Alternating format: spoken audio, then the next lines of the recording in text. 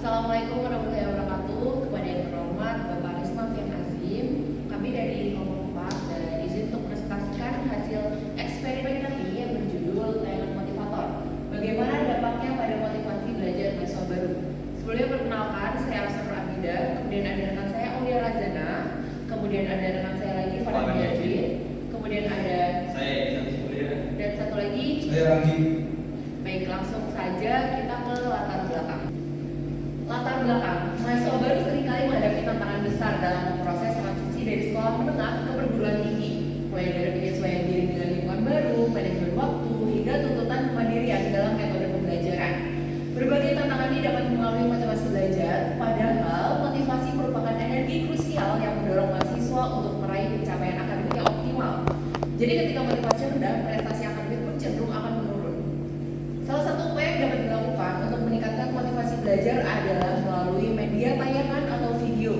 Jadi meskipun studi sebelumnya menunjukkan ada dampak positif dari berbagai tayangan video terhadap minat belajar, masih terdapat kekurangan riset, khususnya secara kuantitatif mengenai bagaimana tayangan motivator secara spesifik mengambil motivasi belajar mahasiswa baru.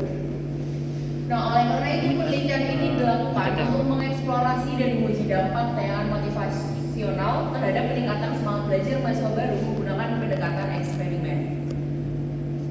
Kemudian untuk rumusan masalahnya, apakah terdapat pengaruh yang signifikan dari tayangan motivator terhadap motivasi belajar mahasiswa baru? Untuk tujuan penelitiannya yaitu untuk mengetahui pengaruh tayangan motivator terhadap motivasi belajar mahasiswa baru, khususnya pada mahasiswa Fakultas Psikologi Universitas Bayangkara Jakarta Raya. Untuk slide selanjutnya akan dilanjutkan oleh rekan saya Aulia Razana. Jadi untuk metode penelitiannya yaitu dengan menggunakan pendekatan kuantitatif dengan jenis kuasi eksperimen yang dimana melalui Designers Equivalent Control Group desain untuk membandingkan kelompok eksperimen dan kelompok kontrol dengan menggunakan ukuran pretest dan posttest yang dimana subjek penelitian respondennya ada 40 mahasiswa Fakultas Psikologi Universitas Bayangkara, dan untuk pembagian kelompoknya yang untuk kelompok eksperimen kita berikan perlakuan atau tayangan video, dan untuk kelompok kontrol tidak diberikan tayangan video. Lalu untuk variabelnya kita menggunakan variabel bebas itu X, yang dimana tayangan motivator atau video YouTube dari kanal +1 tentang kinerja otak dan produktivitas durasinya 9 menit 24 detik. Untuk variabel terikat yaitu Y, yang dimana motivasi belajar, dan untuk alat ukurnya Academic Motivation Scale atau AMS. Dan untuk teknik analisis datanya yaitu uji prasyarat, yang dimana uji normalitas dan uji homogenitas, dan ada uji hipotesis yang dimana paired sample t-testnya untuk membandingkan skor pretest dan post-test. Oke, lalu akan dilanjutkan oleh saya. Ini sampelnya. Di sini ada hasil dari penelitiannya.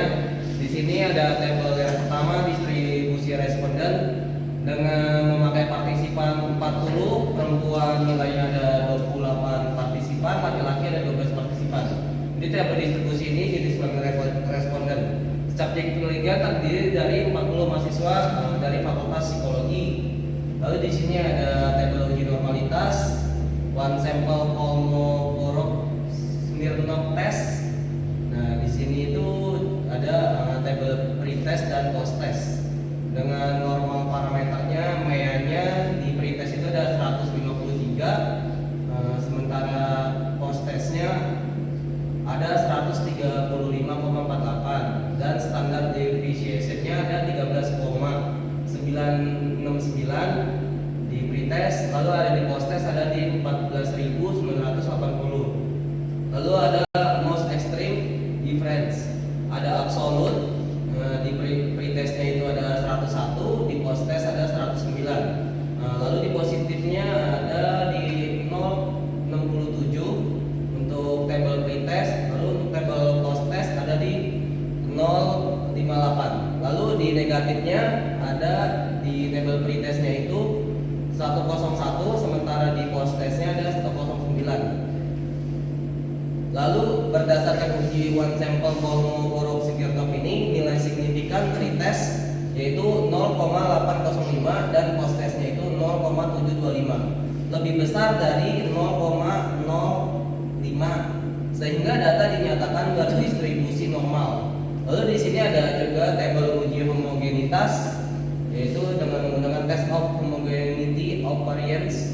ada skor motivasi belajar. Defense statistiknya itu di F1 dan di F2. Terus SIG-nya itu ada 186. Jadi dari hasil defense test menunjukkan nilai signifikan, yaitu yang berarti varians data antara kelompok kontrol dan eksperimen data oke dan memenuhi syarat uji parametrik.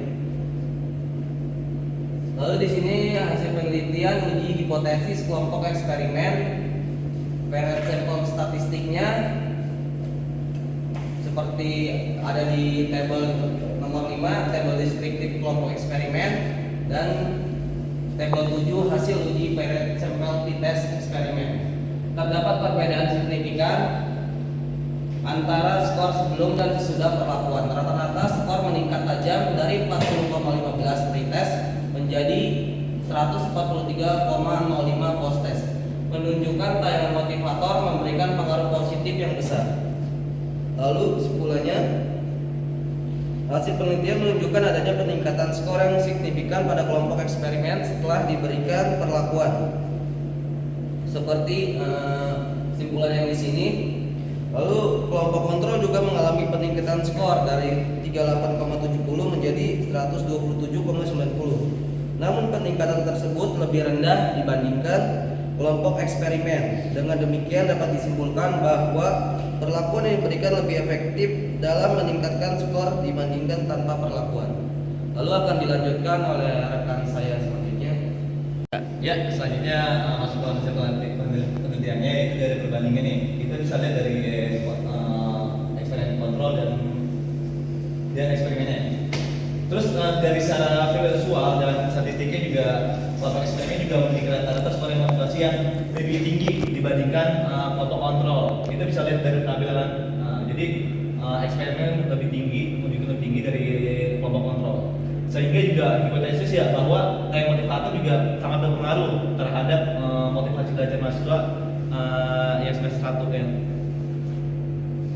Nah, selanjutnya itu ada pembahasannya. Dari hasil penelitian juga menunjukkan bahwa tayangan motivator juga memberikan dampak yang signifikan terhadap peningkatan motivasi belajar bagi mahasiswa baru. Terus juga di mana kelompok eksperimen juga yang menonton video menunjukkan skor motivasi yang jauh lebih tinggi dibandingkan kelompok kontrol.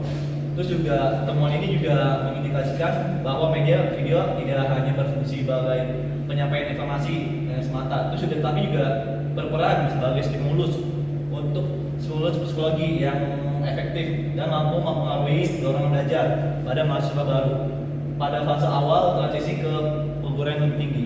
Nah, selanjutnya dari peningkatan motivasi ini juga dapat dijelaskan melalui self determination theory atau SDT, di mana juga tayangan tersebut membantu memenuhi kebutuhan psikologisnya. Dasar mahasiswa akan otonomi dan kompetensinya dengan memberikan strategi belajar yang lebih mandiri. Nah, itu juga selain itu juga dapat memberi materi mengenai peningkatan kinerja otaknya dan produktivitas dalam video, turut memperkuat self efisiensi atau keyakinan dari mahasiswa dalam menghadapi tuntutan akademik. Terus juga yang secara langsung juga sangat berdampak pada tingginya motivasi intrinsik dan ketekunan mereka dalam belajar. Selanjutnya akan dijelaskan oleh teman saya.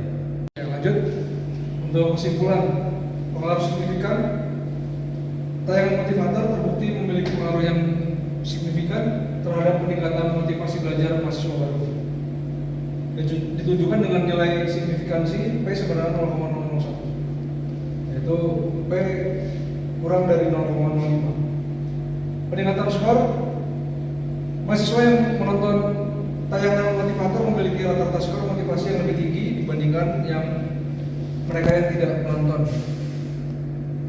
Stimulus positifnya, video motivator berfungsi sebagai stimulus positif yang efektif, membangun semangat akademik dan kesiapan menghadapi tuntutan pendidikan. Intervensi efektif, tayangan ini dapat dijadikan metode intervensi psikopedagogis yang efektif untuk membantu masa transisi mahasiswa dari sekolah menengah ke perguruan tinggi. Ya, lanjut ke saran untuk di dunia pendidikan, disarankan untuk memanfaatkan video motivasi dalam program pengenalan kampus dalam masa orientasi contohnya, guna membangun motivasi sejak awal.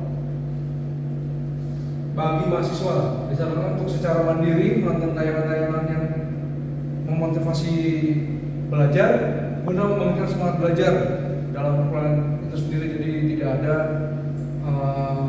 nanti mahasiswa yang motivasinya menurun atau malas-malasan. Selanjutnya untuk dosen dapat mengintegrasikan video motivator di awal perkuliahan untuk meningkatkan keterlibatan dan minat mahasiswa dalam proses belajar mengajar selama perkuliahan. Untuk bagi peneliti selanjutnya perlu menggunakan jumlah sampel yang lebih besar dibanding kita tadi jumlahnya 40, dan mungkin variasi durasi video yang lebih ideal untuk mendapatkan hasil yang lebih akurat. Mengingat penelitian ini terbatas pada 40 respon saja, tadi yang 28 sama 12, dan videonya, video motivasinya kita hanya menampilkan satu video motivasi saja. Jadi kemungkinan bagi penelitian selanjutnya bisa ditingkatkan di situ. Mungkin itu aja yang bisa kalau mau kami sampaikan, Pak. Kurang lebihnya mohon maaf. Wabillahi taufiq wal hidayah. Wassalamualaikum warahmatullahi wabarakatuh.